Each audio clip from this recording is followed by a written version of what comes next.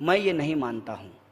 धर्म के लिए हिंसा होती है और हिंसा को टिकाए रखने के लिए धर्म और आस्था का इस्तेमाल होता है। ये दोनों आपस में इस तरीके से जुड़ा हुआ है।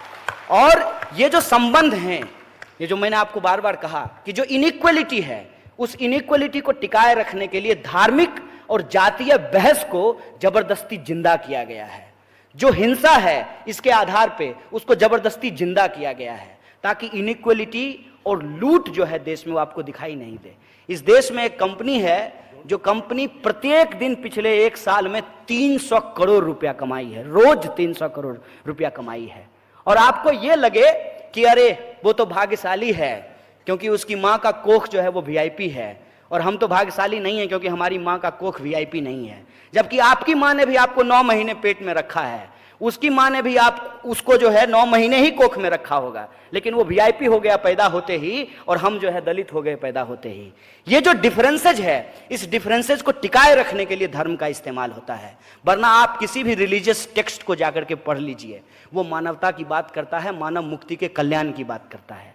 लेकिन ये सवाल आज हमारे सामने नहीं आ रहे हैं। हमारे सामने सवाल क्या आते हैं, जैसा आपने प्रश्न किया वैसा ही एक प्रश्न मुझे पूछा गया। एक मुसलमान लड़के ने कहा कि लोग मुझे बार बार कहते हैं कि कुरान मानते हो कि संविधान मानते हो। तो हमने उसको कहा था कि ये संविधान ही आपको आपका कुरान मानने की इजाजत देता है, और आपका कुरान कहता है कि जिस देश में रहते हो उस देश का कानून सबसे ऊपर होता है। तो मुझे बता दीजिए कि एक दूसरे का कॉन्ट्राडिक्टरी कहाँ है। ये गीता क्या कहते हैं? गीता में लिखा हुआ है कि कर्म ही पूजा है, कर्म ही भगवान है। तो मेरे लिए पूजा क्या होगा? मेरे लिए पूजा मंदिर में जाकर के घंटी बजाना नहीं होगा। मेरे लिए पूजा ये होगा कि हम सही तरीके से पढ़ें, ईमानदारी से पीएचडी करें और ईमानदारी से अपनी पीएचडी लिख करके जमा कर दें। हम कर दिए हैं।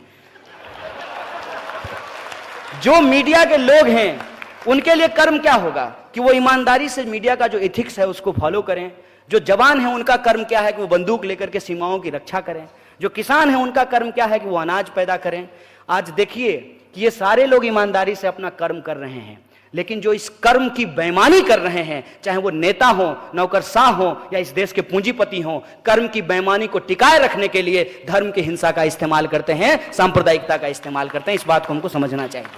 और ये बात जब हम समझने के लिए तैयार हैं तो हमको इस नतीजे पे पहुंचना चाहिए कि आज के समय में हिंदुस्तान को सिर्फ गांधी की ही जरूरत नहीं है।